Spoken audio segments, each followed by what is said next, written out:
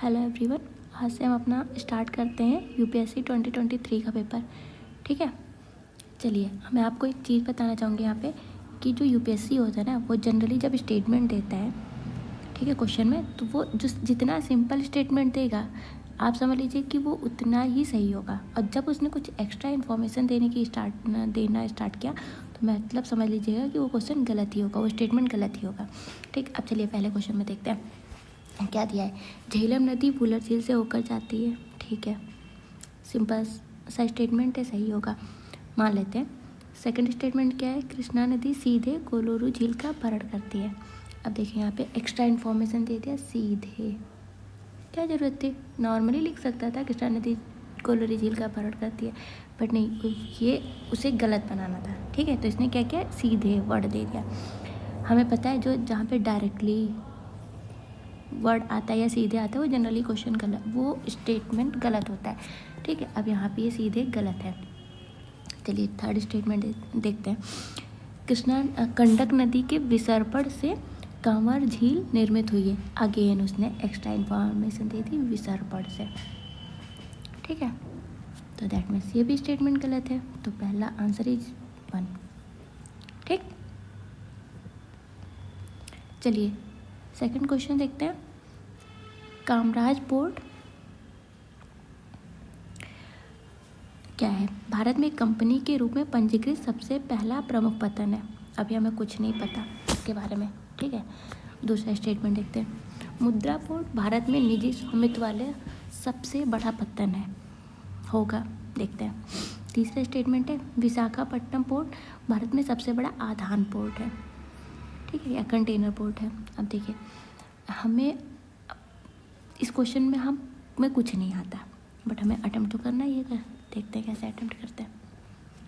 देखिए अब पहले इन दोनों स्टेटमेंट में देखिए कि कॉमन क्या है। भारत में कंपनी के रूप में पंजीकृत सबसे पहला प्रमुख पतन।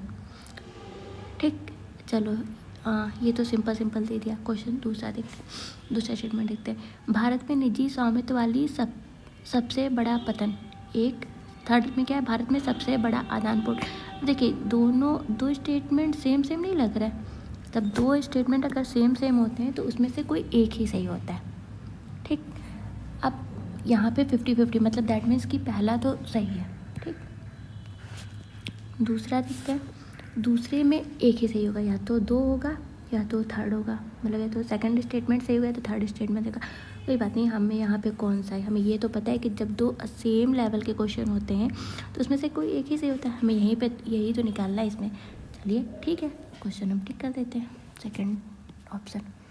ठीक, एग्जैक्ट वैल्यू तो पूछा नहीं है कि सेकेंड सही है थर्ड सही है।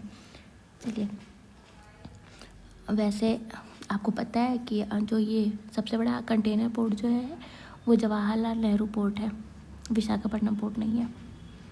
ठीक, आइए थर्ड स्टेटमेंट पे चलते हैं, थर्ड क्वेश्चन पे चलते हैं।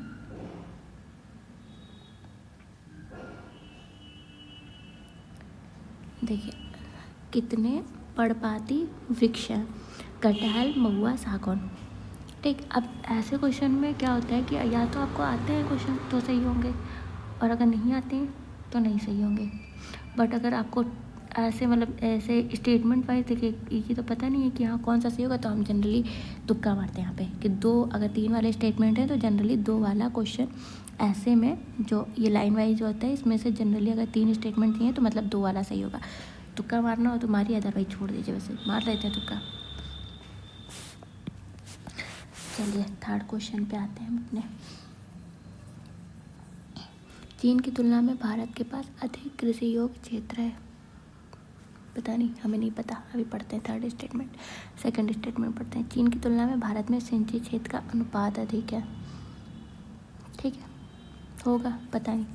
चलिए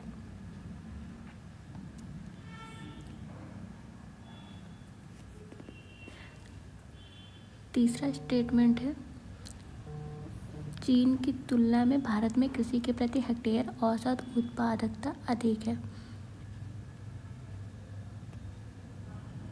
ठीक, अब अगेन अब हमें देखिए 3 स्टेटमेंट दिया है, इसमें से क्या तो अभी हमने क्या बताया कि इस पर अगर दो स्टेटमेंट सेम प्रोनाउंस करते हैं दैट मीन्स केवल एक ही सही होगा। ठीक, तो आपको ये तो पता है कि एक ही, इन दोनों में केवल एक ही सही होगा। चलिए कौन सा सही है नहीं पता, लेकिन हाँ दोनों में से केवल एक सही होगा। ये क्वेश्चन, ये तो हमें मान लीजिए लाइन पता है कि भारत के पास अधिक कृषि योग्य क्षेत्र है। ठीक, बट सेकंड क्या है, भारत में सिंचित क्षेत्र का अनुपात अधिक है। अनुपात अधिक है नहीं अधिक है, भारत में कि कृषि में प्रति हेक्टेयर औसत उत्पादकता अधिक है। अब देखिए, अब इसमें ये तो हमें पूछा नहीं है, हम मान लेते हैं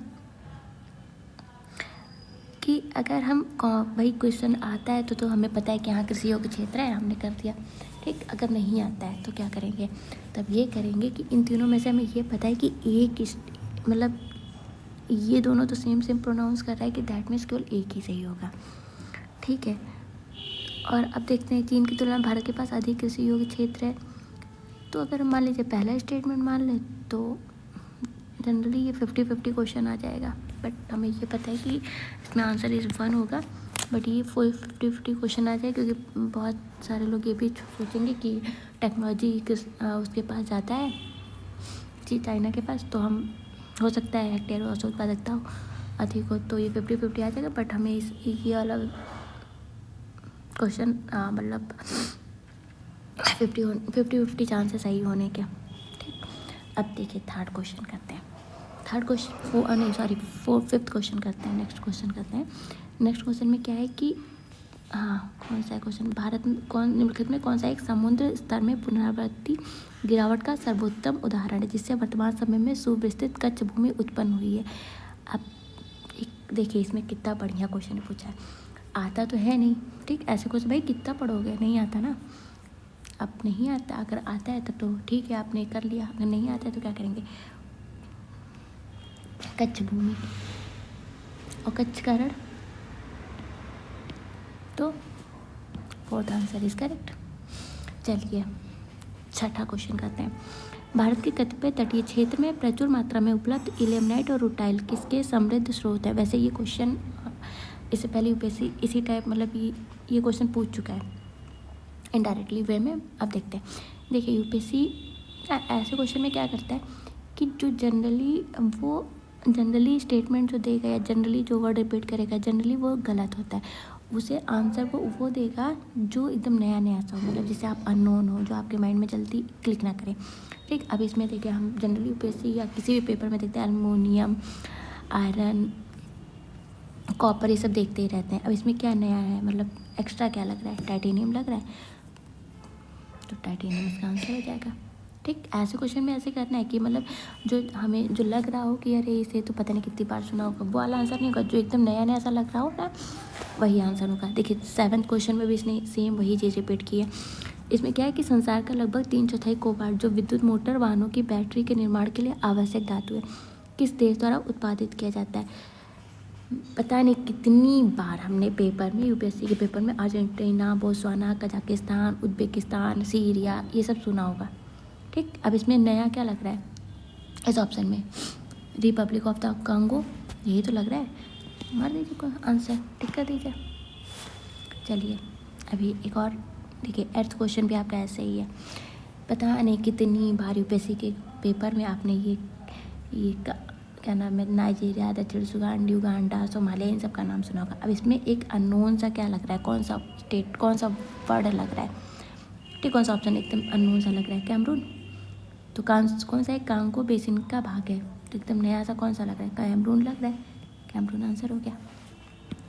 चलिए नेक्स्ट क्वेश्चन पे चलते हैं।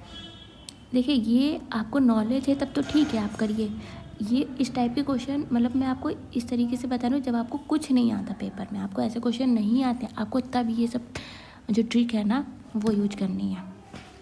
ठीक है, समझ गए ना। चलिए नेक्स्ट क्वेश्चन पे चलते हैं। क्या क्वेश्चन क्या है कि निम्नलिखित कथनों पर विचार कीजिए। अमरकंटक पहाड़ियाँ विंध्य और सह्याद्री श्रेणियों के संगम पर हैं। ठीक है, हमें क्या पता है तो अच्छी बात है, नहीं पता तो हमें क्या पता। ठीक, सेकंड स्टेटमेंट क्या है, गिरिरंगन पहाड़ियाँ सतपुड़ा श्रेणी के सबसे पूर्वी भाग है। ठीक, अब चलिए तीसरा क्वेश्चन, शेषाचलम पहाड़ियाँ पश्चिमी घाट के सबसे दक्षिणी भाग है। अब इससे पहले मैंने आपको बताया कि अगर ऐसे स्टेटमेंट है तो केवल एक सही होगा। चलिए भाई, हमें ये तो पता है कि एक ही सही होगा, कर देते हैं।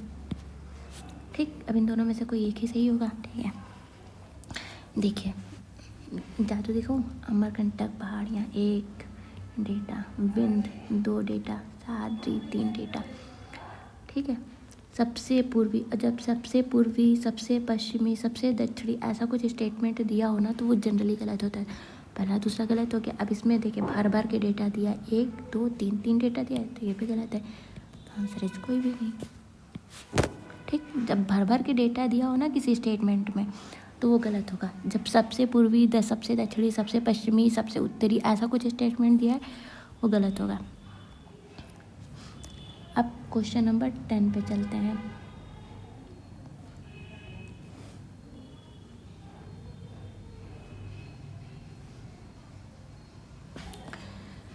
देखिए क्वेश्चन नंबर 10 क्या है हमारा कि स्वर्णिम चतुर्भुज परियोजना के अधीन पूर्व पश्चिम गलियारा, डिब्रूगढ़ और सूरत को जोड़ता है। अब देखिए इसमें भी भर भर के डेटा दिया है। स्वर्णिम चतुर्भुज परियोजना के अधीन पूर्व पश्चिम गलियारा, ठीक है, सूरत, डिब्रूगढ़, सूरत, 4। ठीक है, दूसरा स्टेटमेंट क्या है, त्रिपक्षीय राजमार्ग मणिपुर में मोरो को म्यांमार से होते हुए थाईलैंड में चियांग से जुड़ा है। थाईलैंड, चियांग माई, म्यांमार, मोरो, भर भर के डेटा दिया है। ठीक, थर्ड स्टेटमेंट क्या है, थर्ड स्टेटमेंट है बांग्लादेश, चीन, भारत, म्यांमार आर्थिक गलियारा उत्तर प्रदेश में वाराणसी को चीन से जोड़ता है। भाई वाराणसी को चीन से कहाँ जोड़ देगा, गलत। भर भर के डेटा दिया है, तीनों स्टेटमेंट गलत, कोई भी नहीं। चलिए 11 क्वेश्चन पे चलते हैं। भारत अपने पास यूरेनियम निक्षेप होने के बावजूद अपने अधिकांश विद्युत उत्पादन के लिए कोयले पर निर्भर करता है, पहला स्टेटमेंट। दूसरा स्टेटमेंट है विद्युत उत्पादन के लिए कम से कम 60% तक समृद्ध यूरेनियम का होना आवश्यक है। आइए इसका इंग्लिश देख लेते हैं। ठीक, अब मैं आपको बताऊं, देखिए यहाँ पे डेटा है बट हमें पता है कि एटलीस्ट वर्ड जो होता है ना, एटलीस्ट या कम से कम, वो वर्ड जनरली सही होता है। बट एटलीस्ट में ना एक वैल्यू है कि वैल्यू वो अंडर 10% होनी चाहिए। ठीक, तब तो वो सही होगा। अगर 10% से अबव है वैल्यू तो जनरली गलत होगा। ठीक, अब यहाँ पे देखिए दिया हुआ है, पहला स्टेटमेंट देखते हैं। भारत अपने पास यूरेनियम निक्षेप होने के बावजूद अपने अधिकांश विद्युत उत्पादन के लिए कोयले पर निर्भर करता है, तो सही है, कोयले पर ही तो निर्भर करता है, पहला स्टेटमेंट सही है। सेकंड स्टेटमेंट विद्युत उत्पादन के लिए कम से कम 60% तक समृद्ध यूरेनियम का होना आवश्यक है, कुछ ज़्यादा नहीं दे दिया, 60% थोड़ी ना, पहली बात डेटा दिया है, दूसरी बात इतना ज़्यादा डेटा, तो सी सही, मतलब फर्स्ट स्टेटमेंट सही, सेकंड गलत है, डेटा दिया है और वो भी इतना ज़्यादा। चलिए नेक्स्ट क्वेश्चन पे चलते हैं। शिशुधानी स्तनी यानी मार्सुपियल, ये क्वेश्चन पूछा हुआ है, इसी मार्सुपियल से रिलेटेड इससे पहले क्वेश्चन यूपीएससी ने पूछ रखा है, देखिए अगेन रिपीट कर दिया।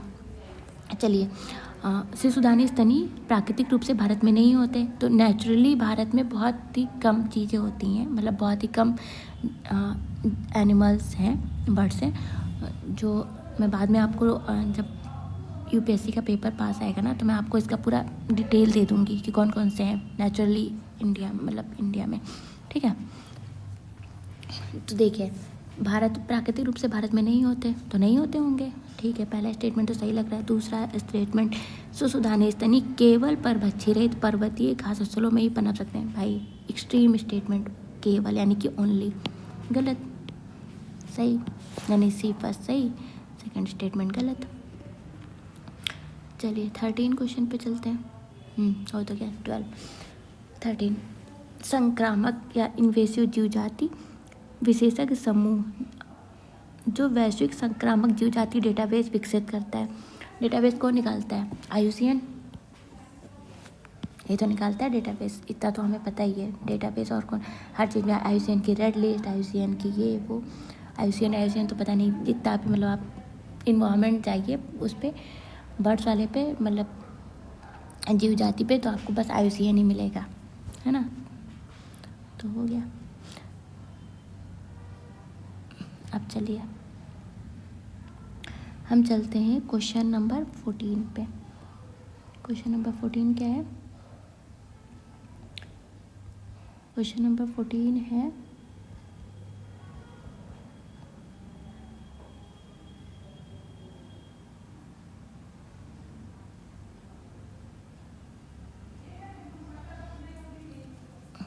कितने आमतौर पर रात्रिचर्य या सूर्यास्त के बाद अधिक सक्रिय होते हैं। ठीक, अब पता है ये मालाबार सीबेट के बारे में ना क्वेश्चन ऑलरेडी 2020 नहीं, हाँ 2013, 12 या 13 में ये क्वेश्चन पूछा हुआ है। ठीक है, अब देखिए उसी टाइप में क्वेश्चन इसने रिपीट किया, बट उस टाइप में नहीं रिपीट किया, लेकिन इसने क्वेश्चन रिपीट किया है। आइए देखते हैं। सिंह ये जो होता है ना, वैसे आप पढ़ लीजिएगा गूगल से, आप देख लीजिएगा। ठीक है, मैं आपको यहाँ पे कोई एक्सप्लेनेशन नहीं देने वाली, बस बता रही हूँ कि पेपर कैसे सॉल्व करना है। देखिए आमतौर पर रात्रिचर्य या सूर्यास्त के बाद अधिक सक्रिय होता है। ऐसे क्वेश्चन में ना या तो हमें आता है या तो नहीं आता। ठीक, क्योंकि यहाँ पे सिर्फ नॉलेज काम करती है और कुछ नहीं काम करेगा।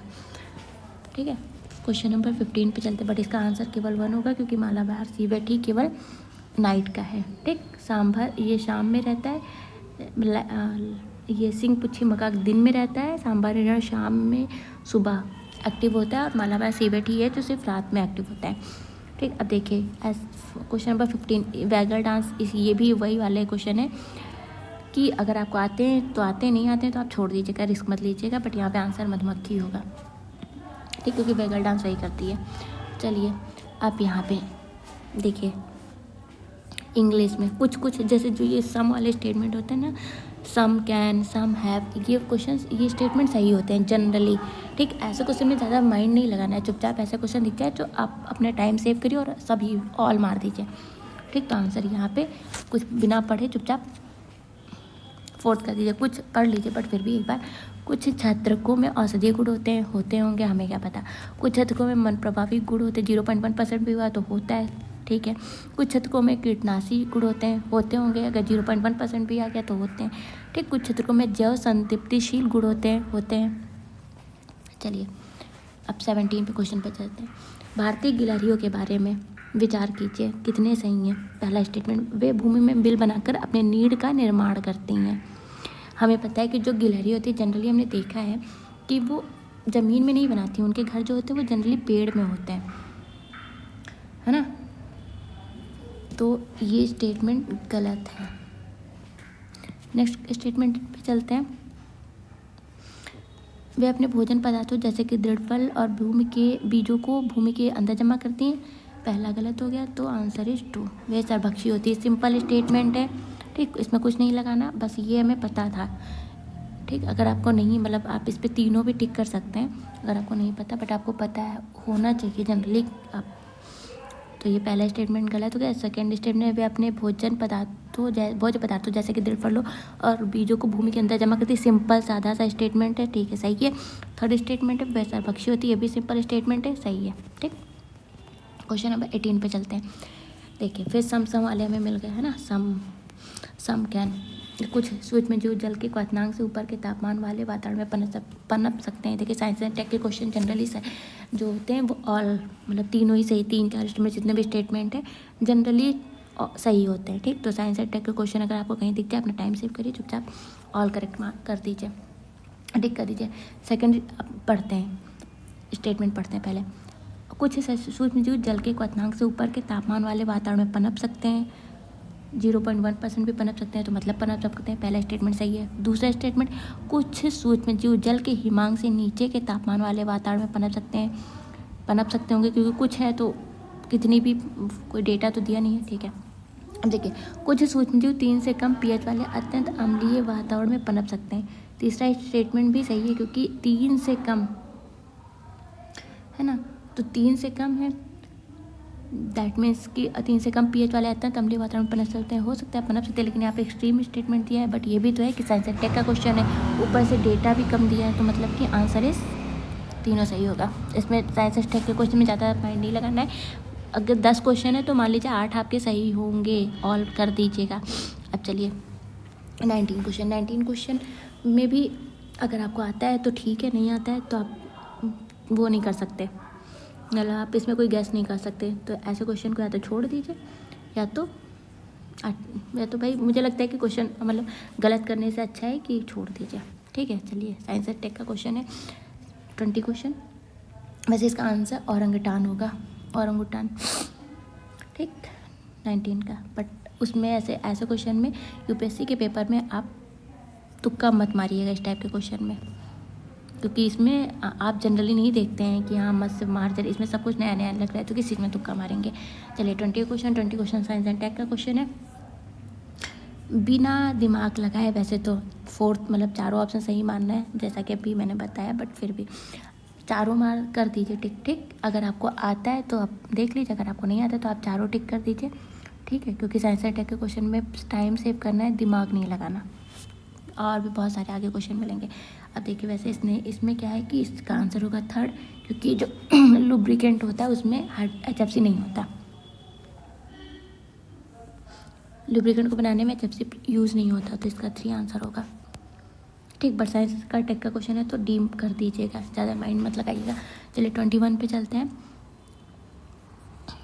स्टेटमेंट 1, आधारिक संरचना निवेश न्यासों में जमा से हुई ब्याज की आय जो उनकी निवेशकों में वितरित की जाती है कर से छूट प्राप्त है किंतु लाभांश कर योग्य है।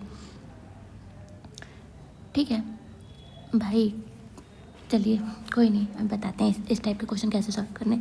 सेकंड स्टेटमेंट क्या है, वित्तीय परिसंपत्तियों का प्रतिभूतिकरण और पुनर्गठन तथा प्रतिभूति हित का परिवर्तन अधिनियम 2002 के अधीन इनपुट्स को ऋण के रूप में मान्यता प्राप्त है।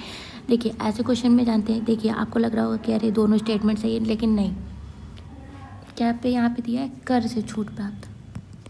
इंडिया में कुछ भी कर से छूट प्राप्त नहीं है। ठीक, और देखिए सेकंड स्टेटमेंट कैसे सही है, सेकंड स्टेटमेंट ऐसे सही है क्योंकि जो ये एक्ट दिया रहता है ना, यूपीएससी जनरली क्या करता है, जो एक्ट होता है वो एक्ट सही देता है, तो इसका आंसर हो जाएगा फर्स्ट गलत, सेकंड सही। एक्ट वाले क्वेश्चन में 90% क्वेश्चन में एक्ट वाले सही होते हैं। चलिए 22 क्वेश्चन पे चलते हैं। कोविड विश्वमहामारी के बाद के हाल के विगत काल में पूरे विश्व में अनेक केंद्रीय बैंक ने ब्याज दरें बढ़ा दी थीं। ठीक है, क्वेश्चन स्टेटमेंट 2, आमतौर पर केंद्रीय बैंक मानते हैं कि उनके पास बढ़ती हुई उपभोक्ता कीमतों का मौद्रिक नीति के उपायों से प्रतिकार करने की सामर्थ्य है। देखिए दोनों स्टेटमेंट एकदम सिंपल सादे हैं, कुछ उसमें एक्स्ट्रा स्टेटमेंट या एक्स्ट्रा कुछ भी वर्ड नहीं दिया है। तो अब देखते हैं कि पहला और दूसरा में से, ए और बी में से कौन सा सही होगा, देखते हैं। देखिए इन दोनों को कनेक्ट करने के लिए हम बिकॉज का यूज़ करते हैं। बिकॉज मतलब कि क्योंकि या सो का, सो यानी इसलिए।